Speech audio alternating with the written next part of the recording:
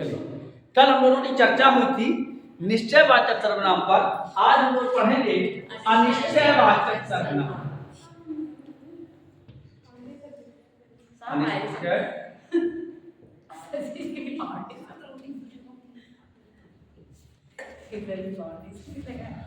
अनिश्चयवाचक सर्वनाम। अनिश्चय का मतलब होता है अनिश्चित। इन लोग दोनों को देखिए, जिन सर्वनाम शब्दों से वैसे परिभाषा देख लेते हैं। जिन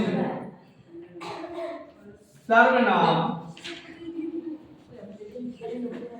शब्दों से किसी व्यक्ति,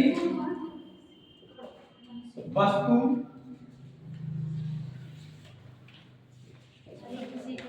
स्थान आदि का, इधर देखो भाई, इधर इधर देखो, आदि का कोई निश्चित बोध ना हो। जिन सर्वनाम शब्दों से, फिर एक बात समझिए, जिन सर्वनाम शब्दों से किसी व्यक्ति, वस्तु, स्थान आदि का कोई निश्चित बोध ना हो, उसे हम अनिश्चितवाचक सर्वनाम कहते हैं। जैसे अब यहाँ दो शब्द आते हैं, एक तो आता है कोई शब्द आएगा और उससे बने रूप, कोई के बने कारक रूप, कारक रूप, कोई के बने और एक कुछ के बने, कुछ के। अब इनको हम थोड़ा देख लेते हैं, परिभाषा समझ में आई। जिन सर्वनाम शब्दों से, किन सर्वनाम शब्दों से, कोई और कुछ, इनके रूपों से, जिन सर्वनाम शब्दों से हमें किसी निश्चित व्यक्ति, वस्तु, स्थान आदि का कोई निश्चित बोध ना हो, हम निश्चित ना कर सके। जैसे हम कहें वे कहीं गए हैं, वे कहीं गए हैं। तो जो कहीं शब्द है वो किसी स्थान का बोध कराता है, लेकिन यह स्थान निश्चित नहीं है। हम लोग देहात में अपने टर्मिनोलॉजी में कहते हैं, कहा पापा कहाँ हैं, कहूँ गए हैं। अरे अरे पापा ने कहती देखो बताइयो नहीं, बोले कहाँ गए, हमें पता नहीं, कहूँ चले गए। तो कहूँ का मतलब कहीं, कहीं चले गए। तो वो क्या होता है, निश्चितवाचक, सॉरी अनिश्चितवाचक सर्वनाम। जैसे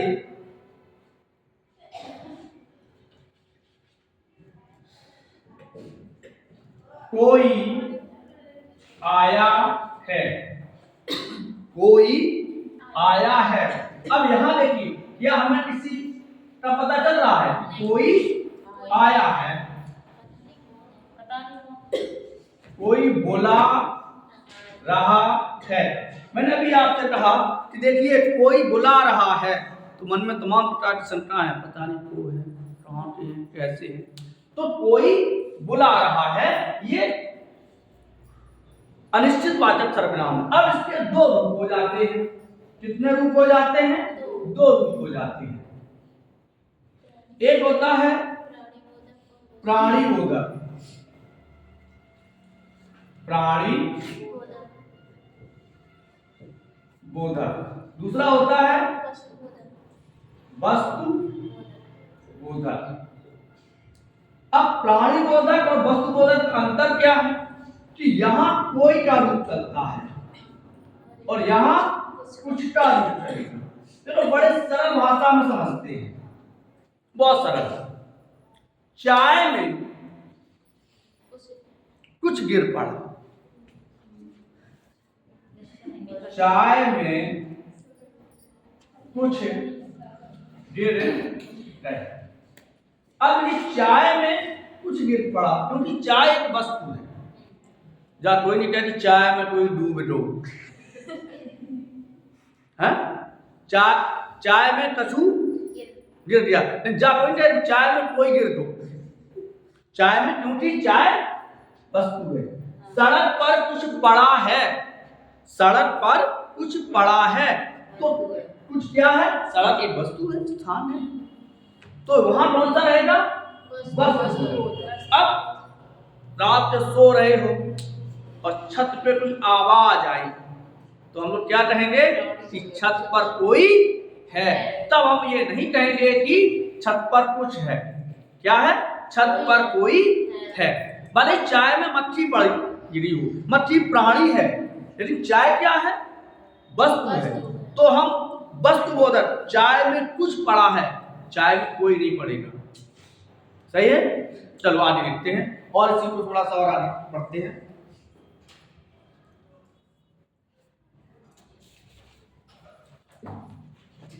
चाय में, हाँ, तो जिन शब्दों से हमें, जिन सर्वनाम शब्दों से किसी प्राणी का बोध हो, जैसे किसी ने बुलाया है, किसी ने बुलाया है, तो क्या है? प्राणी। कुछ कह रही हैं?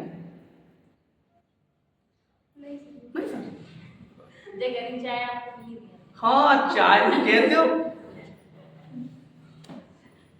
तो किसी ने बुलाया है,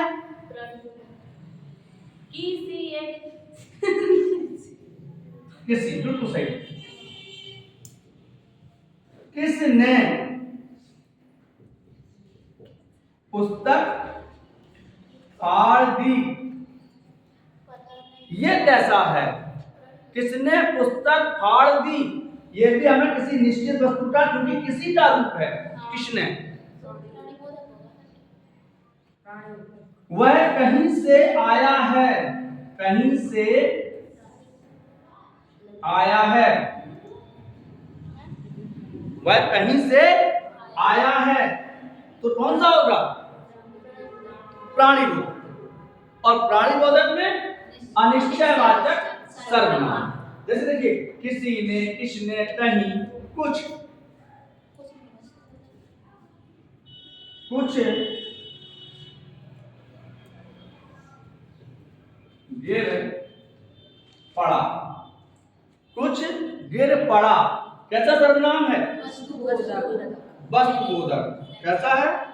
वस्तुबोधक।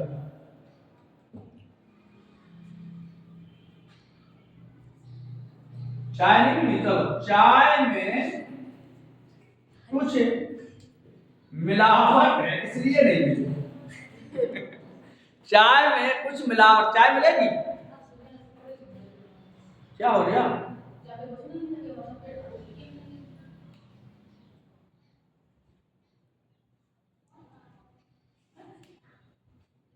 तो चाय में कुछ मिलावट, कुछ क्या है? जैसे एक प्रश्न देखते हैं हम,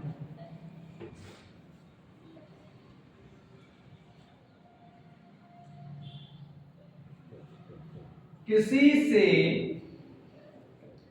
जाकर मिल लूं,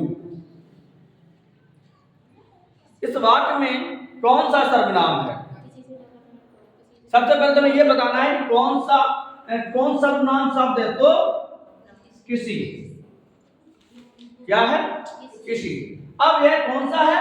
हमें किसी निश्चित वस्तु का बोधना होता है, तो इसलिए यह अनिश्चयवाचक सर्वनाम है। अगला सर्वनाम लिखते हैं हम।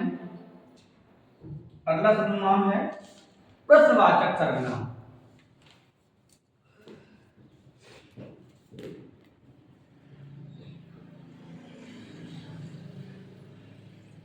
कौन सा? जिन सर्वनाम शब्दों से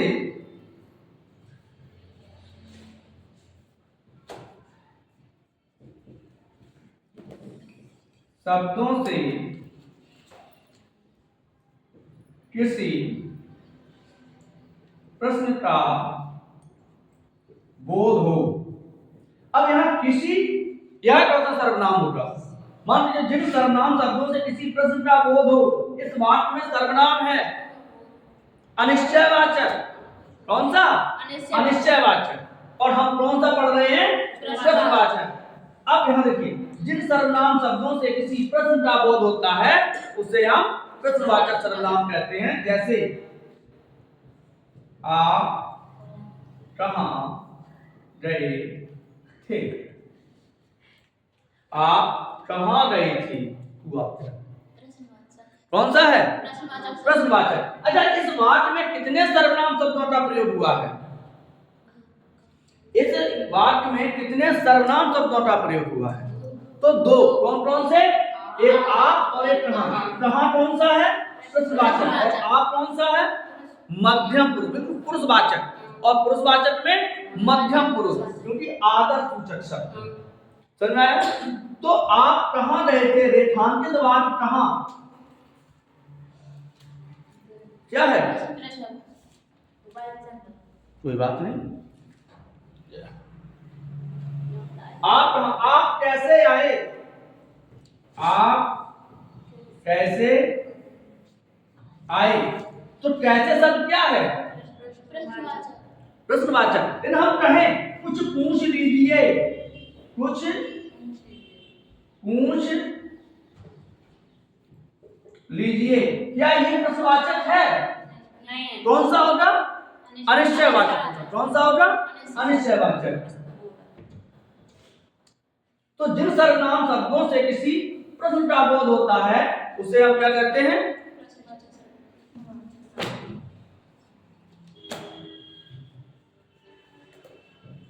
वह है घर कब आया। इस वाक्य में कितने सर्वनाम शब्द हैं? कौन कौन से हैं?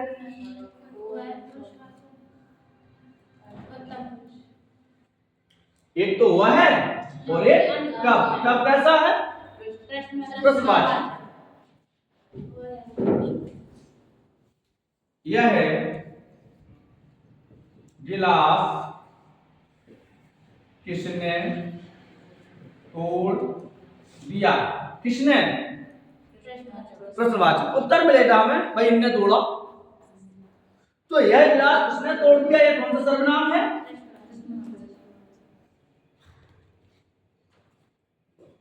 यदि हम लिखें किसी से जाकर पूछ लो, यहां कौन सा होगा? किसी से जाकर पूछ लो, क्योंकि अब हमें निश्चय वस्तु का बोध या प्राणी का बोध नहीं है, तो अनिश्चयवाचक सर्वनाम होगा। लेकिन किसने तोड़ा, ये प्रश्नवाचक सर्वनाम है। तो आज हम लोगों ने दो सर्वनाम शब्द पढ़े। कौन कौन से पढ़े? एक प्रश्नवाचक और एक अनिश्चयवाचक। एक में देख लेते हैं।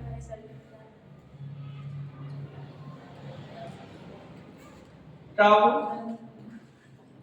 कहाँ, कौन, किसने, कैसे आदि प्रश्नवाचक शब्दों का प्रयोग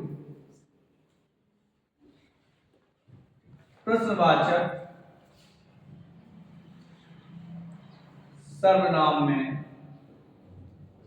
किया जाता है। जैसे वह कब आया, वह कहां चला गया, यह कौन है, आप कैसे आई, यह पुस्तक किसने फाड़ी। तो ये कैसे सर्वनाम है? प्रश्नवाचक सर्वनाम। कल हम लोग पढ़ेंगे निजवाचक सर्वनाम। सही है? लेट तो नहीं हो रहे? आज के लिए इतना ही। राधे राधे।